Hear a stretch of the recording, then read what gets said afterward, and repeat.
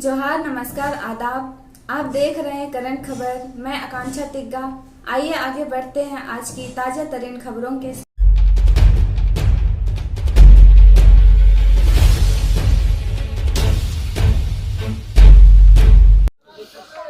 बिहार राज्य के भागलपुर जिला अंतर्गत तिलका मांझी भागलपुर विश्वविद्यालय के एक सबसे प्राचीन महाविद्यालय में से एक शंकर साहब विक्रमशिला महाविद्यालय कहलगांव है। यह तिलका मांझी भागलपुर विश्वविद्यालय के अंतर्गत आता है।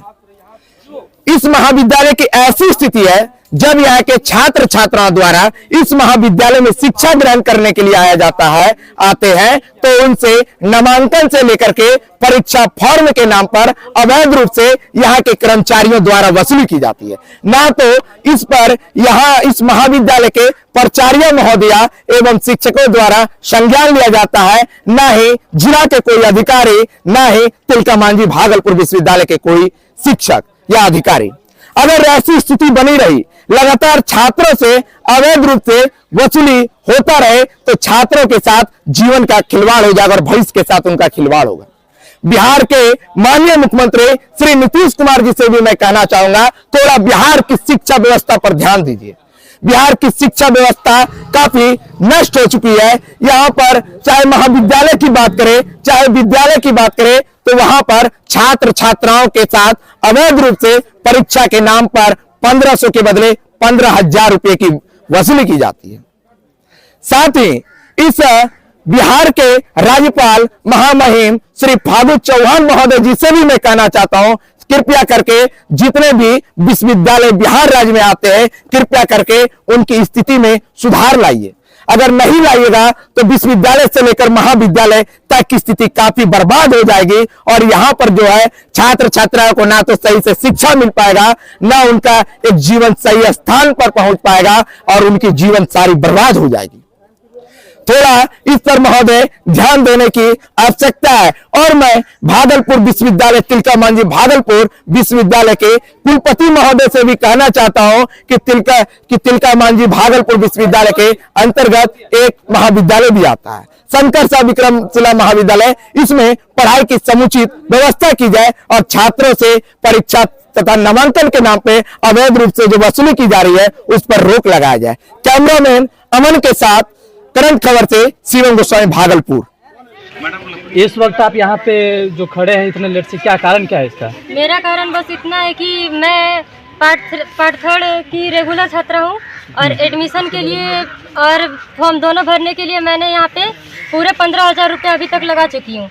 यहाँ किसको दिए थे आप 15,000? राजा सिंह नाम के एक कर्मचारी है, उनको। कॉलेज के कर्मचारी या फिर कोई? कॉलेज के ही है। दिल्ली आते हैं? हाँ, वो रोज आते हैं। अच्छा, उसके बाद? तो उसके बाद इससे भी पहले मैंने 9 तारीख को एक यहाँ की मैम है, उनसे बात की थी कि मैम मैं यहाँ नहीं हूँ, मैं 4 से 10 के लिए 10 तारीख तक राजस्थान में एक इवेंट था जिसमें 4 तारीख को राष्ट्रपति महोदया और 9 तारीख को राजस्थान के सीएम अशोक गहलोत, अनुराग ठाकुर जो कि खेल मंत्री है, वो लोग आए हुए थे। उनसे मिलने का अपॉर्चुनिटी कौन ठुकराना चाहेगा। और हम जो वहाँ पे गए तो इस स्कूल का भी तो नाम हुआ। फिर भी मैम यहाँ फोन तो छोड़िए, फॉर्म उठा के मुँह पे मैंने अपने भाई को भेजा था, उसके मुंह पे फॉर्म उठा के भेज दी। कौन फेंकी? कौन फेंकी?